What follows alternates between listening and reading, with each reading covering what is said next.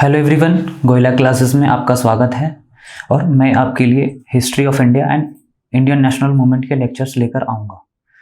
Goyla classes आपके लिए एक इनिशिएटिव लॉन्च कर रही है जिसमें इसका नाम सर्वज्ञान है, और ये आपके कंप्लीट तैयारी का जो है एक पैकेज है जिसके बारे में हम डिटेल में भी बात करते हैं। उससे पहले हमारे आप प्रीवियस ईयर के रिजल्ट्स आप देख सकते हैं, जो हरियाणा सिविल सर्विसेज में सेलेक्टेड कैंडिडेट्स हैं उनके, और उनके पर्सनल चैट्स भी हैं।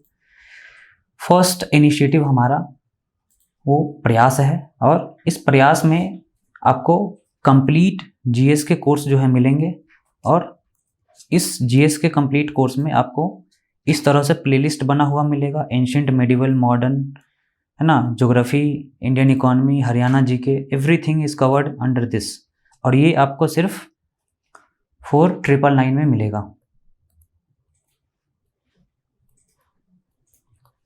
उसके बाद हमारा सेकंड इनिशिएटिव है वो टेस्ट सीरीज का है, जो कि संकल्प है, और ये सिर्फ 999 में आपको मिलेगा।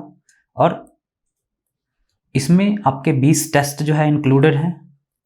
20 टेस्ट में से आपके 10 जो है वो सेक्शनल टेस्ट है और 10 फुल लेंथ के टेस्ट हैं। सेकंड पेपर इंक्लूडेड है इसमें। उसके बाद इसके शेड्यूल दिया हुआ है डिटेल में। आपका जो है, अगर आप लेट ज्वाइन करते हैं तो इसको बाद में भी अटेम्प्ट कर सकते हैं। नेक्स्ट आप देख सकते हैं हमारा जो है एक कंप्लीट एनालिटिक्स जो है दिखाने का टेक्नोलॉजी है, जिसमें आप टेस्ट बनाते हैं तो टेस्ट के थ्रू जो है आपको एक कंप्लीट जो है एनालिटिक्स दी जाएगी कि कहाँ पर आपको काम करने की ज़रूरत है और किस पर्टिकुलर एरिया में कितने एफर्ट लगाने हैं, जिससे आपके सिलेक्शन जो है वो हो सके। अगर आप ये सर्वज्ञान इनिशिएटिव का हिस्सा बनना चाहते हैं, जिसमें आपको कंप्लीट जीएस के कोर्स मिलेगा और टेस्ट सीरीज टोटल मिलेंगे, जो आपका 5499 में कवर्ड है।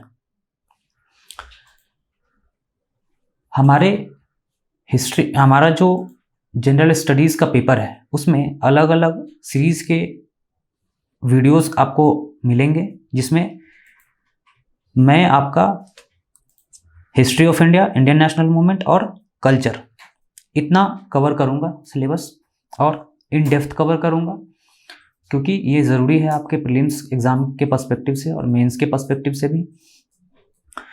अब हिस्ट्री वाले सेक्शन में हम एंशिएंट इंडिया के लेक्चर्स लेकर आएंगे, मिडिवल के लेकर आएंगे, मॉडर्न के लेकर आएंगे, और हरियाणा स्पेसिफिक हिस्ट्री भी लेकर आएंगे, क्योंकि हरियाणा स्पेसिफिक हिस्ट्री भी आपसे पूछी जाती है। और एंशिएंट में अगर आप देखें तो हम कुछ क्वेश्चंस जो है यहाँ पीछे कर रहे हैं। उन क्वेश्चंस के थ्रू जो है आपको पता लगेगा कि हम क्या डेप्थ कवर करने वाले हैं, क्या आपके सारे एग्जाम्स यहाँ से, सारे क्वेश्चन जो है आपके एग्जाम में यहाँ से कवर होंगे कि नहीं होंगे। ठीक है, पिछले साल के क्वेश्चन जो है 2021 वाले में से आप ये देख सकते हैं। हमने 2021 का क्वेश्चन जो है यहाँ लिया है। इसमें आप देखिए, फर्स्ट क्वेश्चन ये है, given below are the locations of 4 archaeological sites in India. 4 archaeological sites के बारे में दिया हुआ है। इसमें आपको सेलेक्ट करना है कि कौन से ऑर्डर में ये नॉर्थ टू साउथ जो है वो सिचुएटेड है इंडिया में। ठीक है, पुरातात्विक स्थल जो है वो आपको सजाना है direction wise, from north to south.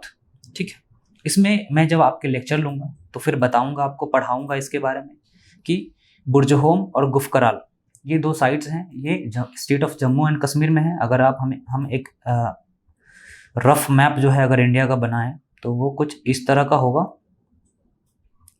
Don't mind it.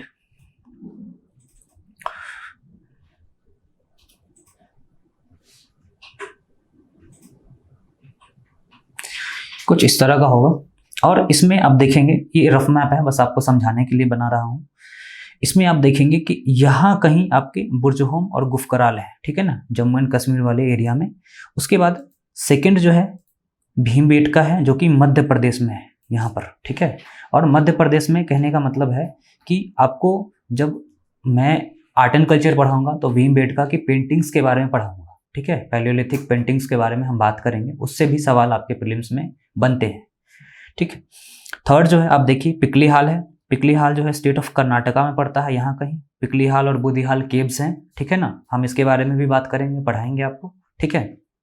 Last जो है वो अटीरापक्कम है, जो यहाँ पर कहीं पड़ता है स्टेट ऑफ तमिलनाडु में, ठीक है। तो अब आप इजीली इसको क्रोनोलॉजिकली जो है सजा सकते हैं, ठीक है। तो आप आपके हिसाब से जो है अगर ये सजाएंगे तो फिर ये कैसा दिखेगा। सबसे पहले आपका बुर्जहोम होगा, मतलब एस से स्टार्ट होगा, तो ये दोनों कैंसिल, ठीक है। उसके बाद क्यू है भीमबेटका, ठीक है। उसके बाद पी पिकलीहाल और अटीरापक्कम, इनमें से दोनों में से कौन सा नॉर्थ में है, तो पिकलीहाल जो है वो नॉर्थ में पड़ेगा, ठीक है। और पिकलीहाल नॉर्थ में है तो हमारा जो है आंसर डी हो जाएगा, ठीक है। नेक्स्ट जो है सवाल देखिए अगला, इसमें क्या है कि with reference to the Mughal administration which among the following options is connected to the features of mansabdari system, ठीक है ना। मैं जब आपको मिडिवल इंडिया पढ़ाऊंगा तो उसमें आपको मनसब सिस्टम के बारे में पढ़ाऊंगा कि मनसबदारी सिस्टम जो है अकबर लेकर आया था, उसके अंडर में ये एक किस तरह का सिस्टम था, पॉलिटिको एडमिनिस्ट्रेटिव और मिलिट्री सिस्टम था, जिसमें आपको जिसको एक रैंक असाइन की जाती थी पर्टिकुलर पर्सन को, और वो उस रैंक के हिसाब से घोड़े, हाथी और जो अलग अलग वॉर एनिमल्स है वो मेंटेन करता था। और उसके साथ साथ ही वो सवार भी जो है, जो घुड़सवार होता है या फिर जो हाथी पे मेंटेन करने वाले लोग होते हैं, वो मेंटेन करना पड़ता था, ठीक है ना। यूजुअली वो डबल होता था उसके, और डबल मतलब अगर 10 का रैंक है तो 20 सवार उसको मेंटेन करने होते थे। इसका डिटेल मैं आपको पढ़ाऊंगा जब मैं लेक्चर दूंगा इसके ऊपर, ठीक है। तो आप देखिए कि मनसबदारी सिस्टम में क्या है, आपको फैमिलियरिटी हो गई होगी कि जाट और सवार, ठीक है ना। जाट जो है उसका रैंक होता था और सवार वो पर्टिकुलर पर्सन जो मेंटेन करने होते थे उनको, ठीक है ना। बाकी के दो ऑप्शंस आप देखें, ऑप्शन नंबर बी एंड सी, तो ये चारों टर्म्स जो है ना वो रिलीजियस और कल्चरल लग रहे हैं, ठीक है ना, एडमिनिस्ट्रेटिव टर्म्स नहीं लग रहे हैं। बरकत मतलब बरकत और फना ये सब जो है बहुत ज़्यादा जो है वैसा है कि डेवलपमेंट को दिखाता है, ठीक है ना। उसके बाद डी नंबर ऑप्शन हो सकता है आपको लगे कि ये आंसर हो सकता है, पर ये नहीं है, क्योंकि जो पेशकश और नजर ये सब क्या होता था, जैसे मुगल इंडिया में जब कोई दूर दराज के एरिया को ये जीतते थे तो उनके एवज में वो उनको जो है डायरेक्ट वो अपने एम्पायर में नहीं मिलाते थे। उनके एवज में क्या होता था कि वो जो दूर का एरिया है, दूर का जो राज्य है, वो एक पेशकश जो है सालाना इनको पे करती थी, ठीक है ना, एक गिफ्ट के रूप में पे करती थी, जिसके लिए इनको ईयरली जो है ट्रिब्यूट देना पड़ता था, उसको पेशकश कहते हैं। तो ये मनसबदारी सिस्टम के अंडर नहीं आता है, ठीक है। फोर्थ क्वेश्चन आप देखिए, इसमें है कि विच among the following is not a proto Harappan type, not, ठीक है। पहले तो हम देखेंगे कि प्रोटो हरप्पन कल्चर क्या होता है, ठीक है। प्रोटो हरप्पन कल्चर वैसे कल्चर्स हैं जो डेवलप होके बाद में हरप्पन सिविलाइजेशन का रूप लेते हैं, ठीक है ना, और एक यूनिफॉर्मिटी दिखाते हैं, ठीक है। प्रोटो हरप्पन कल्चर्स में मैं जब आपको पढ़ाऊंगा तो आपको डायरेक्ट जो है मेहरगढ़ से हड़प्पा तक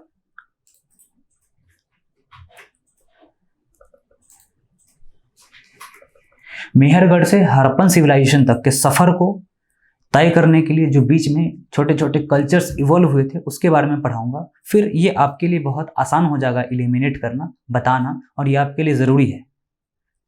तो इसमें अगर हम पढ़ें तो मेहरगढ़ एक न्यूलिथिक साइट है, आपको हम इसके बारे में बताएंगे, जहाँ सबसे पहले फूड प्रोडक्शन और एनिमल हस्बेंड्री स्टार्ट हुआ था, ठीक है, और ये बलूचिस्तान के एरिया में था, ठीक है।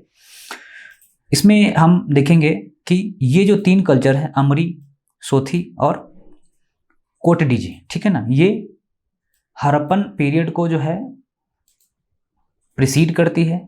हड़प्पा से पहले के टाइम पीरियड में ये डेवलप हुए थे कल्चर्स, और एक यूनिफॉर्मिटी के थ्रू जो है ये हड़प्पन सिविलाइजेशन का रूप लेने में एक अहम योगदान दे रही थी, ठीक है ना। तो जोब कल्चर है, ये बलूचिस्तान के एरिया में था और ये हड़प्पन सिविलाइजेशन से रिलेटेड नहीं है। ये 4000 BCE पहले जो है डेवलप हुई थी, ठीक है ना, बलूचिस्तान के एरिया में। बलूचिस्तान पाकिस्तान का वेस्टर्न पार्ट है, ठीक है। नेक्स्ट जो है, इतना आप देख रहे हैं कि आपको कितना आसानी होगी अगर कोर्स के थ्रू अगर आप पढ़ते हैं तो ये सारी चीज़ें मैं डिटेल में कराऊंगा आपको, और कुछ भी आपको रटना नहीं पड़ेगा, सब कुछ मैं यहीं पर आपको समझा के बता दूंगा, आपको बहुत आसानी होगी एग्जाम में उसको रिकॉल करने में, ठीक है। जो नेक्स्ट पार्ट है हमारा हिस्ट्री के बाद, वो हम आर्ट एंड कल्चर जो है कवर करेंगे, इंडियन आर्ट है ना, उसमें आर्ट फॉर्म्स के बारे में हम बात करेंगे। और उन आर्ट फॉर्म्स में क्या होगा कि सबसे पहले उन आर्ट फॉर्म्स में हम देखेंगे विजुअल आर्ट, ठीक है। विजुअल आर्ट मतलब हम जो देख पाते हैं, जो जिस आर्ट फॉर्म को हम देखते हैं, है ना, उसको करेंगे। और उसमें सबसे पहला जो है आपको हम आर्किटेक्चर पढ़ाएंगे। आर्किटेक्चर में हड़प्पा से लेके पूरा मॉडर्न आर्किटेक्चर तक हम बात करेंगे, हड़प्पन सिविलाइजेशन के बारे में, बुद्धिस्ट आर्किटेक्चर के बारे में पढ़ाएंगे, आपको टेम्पल आर्किटेक्चर के बारे में पढ़ाएंगे, इंडो इस्लामिक आर्किटेक्चर के बारे में पढ़ाएंगे। इंडो इस्लामिक आर्किटेक्चर से पिछले साल ही पिट्रा ड्यूरा के बारे में पूछ रखा था, ठीक है। तो सवाल आते रहते हैं, हो सकता है अगली बार जो है आपके टेम्पल आर्किटेक्चर से पूछे, है ना, बुद्धिस्ट आर्किटेक्चर से पूछे, स्तूपा के बारे में पूछे, है ना। तो ये सारे जो हम बहुत डिटेल में कवर करेंगे, ठीक। इसका सेकंड पार्ट होगा हमारा स्कल्पचर के बारे में, है ना। स्कल्पचर में क्या होगा कि हम हड़प्पा से लेके पूरा मॉडर्न तक जो है स्कल्पचर कवर करेंगे। मिडिवल में बहुत कम स्कल्पचर मिलते हैं because of the central power, है ना। सेंट्रल पावर जो है वो इस्लामिक सेंट्रल पावर थी, इस वजह से इस्लाम में मूर्ति पूजा और मूर्ति बनाना जो है अच्छा नहीं माना जाता है, ठीक है। तो इसलिए मिडिवल इंडिया में हमें स्कल्पचर कम दिखते हैं। तो हम वैसे उसकी बात करेंगे जब स्कल्पचर के बारे में हम लेक्चर लेंगे तो, ठीक है। इसका थर्ड पार्ट हम पेंटिंग है हमारा, और पेंटिंग में अलग अलग जो स्टाइल्स हैं उसके बारे में बात करेंगे। और इसमें मतलब ये तो स्टाइल है, इसके अलावे भी हम स्पेसिफिक पीरियड्स के जो है पेंटिंग्स डिस्कस करेंगे। जैसे एंशिएंट का पेंटिंग जो है अलग हम डिस्कस करेंगे, एंशिएंट का अलग डिस्कस करेंगे, ठीक है ना। मिडिवल में पेंटिंग्स आप देखेंगे कि मुगल के टाइम पर जो है पेंटिंग्स जो है डेवलप हो रहे थे, ठीक है ना। मॉडर्न पेंटिंग्स की भी हम बात करेंगे, ठीक है, जिसमें अवनींद्रनाथ टैगोर वगैरह के जो है पेंटिंग्स को हम डिस्कस करेंगे, ठीक है। नेक्स्ट सेक्शन जो है आपका परफॉर्मिंग आर्ट का है, ठीक है। परफॉर्मिंग आर्ट में हम क्या करेंगे, परफॉर्मिंग आर्ट में सबसे पहले हम क्लासिकल डांसेस को पढ़ेंगे, ठीक है। क्लासिकल डांस टोटल 8 हैं और 8 को मैं अच्छे अच्छे एग्जाम्पल दे के, रेफरेंसेस दे के पढ़ाऊँगा और बहुत डिटेल में पढ़ाऊँगा कि आपको मिलान करने में या फिर उसके स्टाइल को आइडेंटिफाई करने में प्रॉब्लम ना हो, ठीक है। सारी चीज़ें मैं आपको समझा के पढ़ाऊँगा। उसके बाद सेकेंड एस्पेक्ट हमारा म्यूज़िक का है, जिसमें हिंदुस्तानी और कार्नेटिक दोनों म्यूज़िक को पढ़ाऊँगा, प्लस म्यूज़िकल इंस्ट्रूमेंट्स के बारे में भी बताऊँगा, इसके बारे में भी सवाल आता है। और फिर रीजनल स्टाइल्स को हम कवर करेंगे, हालांकि इससे सवाल बहुत ज़्यादा पॉसिबिलिटी नहीं है पूछने का, फिर भी हम करेंगे। नेक्स्ट आपका थिएटर और पपेट्री है, ठीक है। थिएटर और पपेट्री को भी हम इसमें कवर करेंगे, ठीक है।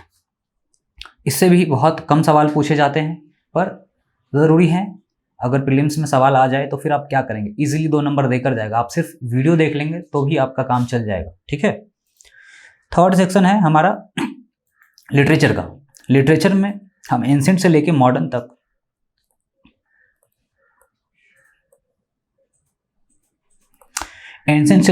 तक लिटरेचर को कवर करेंगे, जिसमें जो इम्पोर्टेंट लिटरेचर है, जैसे आपसे पूछा जाता है कि भाई अर्थशास्त्र का लेखक कौन है या इसका लेखक कौन है, कोई पर्टिकुलर बुक का नाम दे देगा, है ना। अकबरनामा किसने लिखा, है ना, आईन अकबरी और परनामा, है ना। बहुत सारे जो है इस तरह के एग्जाम्स में सवाल पूछे जाते हैं, उसका एक सोल्यूशन आपके लिए हम लेकर आएंगे लिटरेचर वाले सेक्शन में, ठीक है। क्वेश्चन देखिए आप, आर्ट एंड कल्चर के क्वेश्चन कैसे पूछे गए हैं पिछले कुछ सालों में। Which of the following represents Gandhara school of art, ठीक है। गंधारा स्कूल ऑफ आर्ट जो है वो कहाँ डेवलप हुई थी। अगर हम इस तरह से मैप बनाएं तो इधर कहीं Mathura school of art develop हुई थी, इधर तक्षशिला के पास जो है Gandhara school of art develop हुई थी, इधर साउथ में अमरावती स्कूल ऑफ आर्ट जो है डेवलप हुई थी, ठीक है। इन तीनों के बारे में मैं पढ़ाऊंगा, ठीक है, और इनके स्पेसिफिक फीचर्स के बारे में पढ़ाऊंगा। इन आर्ट फॉर्म्स में क्या क्या जो है मूर्ति कला डेवलप हुई थी, है ना, उनके स्पेसिफिक नाम हैं वो बताऊंगा, उससे आइडेंटिफाई करने में आपको आसानी होगी, ठीक है ना। जैसे कि आप देखिए बमियान बुद्धा, ठीक है ना, ये गंधारा स्कूल ऑफ आर्ट का जो है एक फीचर है। बाकी के तीनों जो है अमरावती और मथुरा स्कूल ऑफ आर्ट का जो है फीचर है, ठीक है। नेक्स्ट जो है आप देखिए क्वेश्चन, इसमें पूछा गया है एम्ब्रॉयडरी के बारे में, ठीक है ना। एम्ब्रॉयडरी क्या होता है, एम्ब्रॉयडरी जो कपड़े पे नक्काशी करके एक डिज़ाइन बनाया जाता है डेकोरेटिव पर्पस के लिए, उसको कहते हैं, ठीक है। रंग बिरंगे जो है कलर्स इस्तेमाल किए जाते हैं, रंग बिरंगे कलर्स के जो है धागे इस्तेमाल किए जाते हैं, है ना, और उससे जो है वो पिकॉक, कभी कभी फ्लावर्स, कभी एक लैंडस्केप बनाया जाता है, आपने देखा होगा। तो उसके बारे में सवाल है, ठीक है। एम्ब्रॉयडरी भी मैं आपको पढ़ाऊंगा, बताऊंगा। अगर आपने पढ़ा होता तो आपको ये पता होता कि जो चिकनकारी और कलमकारी है, ठीक है ना, ये दोनों आपको कंफर्म पता होता अगर आप क्लास करते तो। इसमें चिकनकारी जो है वो लखनऊ में फेमस है, ठीक है, और जो कलमकारी है वो कलमकारी जो है वो आपका वो कर्नाटका में जो है फेमस है, ठीक है ना। तो आप ये देखेंगे कि जो फर्स्ट दो जो है आपके मिल जाते हैं, तो आप कैसे क्वेश्चंस को जो है सॉल्व कर सकते हैं। पहला आप देखिए चिकनकारी जो है वो लखनऊ में फेमस है, तो आपका डी नंबर जो है ऑप्शन वो कैंसिल हो गया, ठीक है ना, क्योंकि डी में ए का 4 है, ठीक है। सेकंड आप देखिए कि कलमकारी जो है आपका कर्नाटका में है, और कर्नाटका आते ही क्या है, हमारे ये दोनों ऑप्शंस एलिमिनेट हो जाते हैं, बचा एक यही ऑप्शन, ठीक है ना। आपके नॉलेज के लिए बता दूं कि जो कंठा है, ठीक है ना, ये बंगाल में फेमस है, ठीक है, और ये सारी मैं आपको पढ़ाऊंगा, ठीक। इस तरह से आप हमारे जो है कोर्स को आगे कर सकते हैं। और अभी के लिए इतना रहने देते हैं। आप हमारे जो इनिशिएटिव है उससे जुड़िए और एग्ज़ाम को सिंप्लीफाई करने में अपनी मदद कीजिए। Thank you.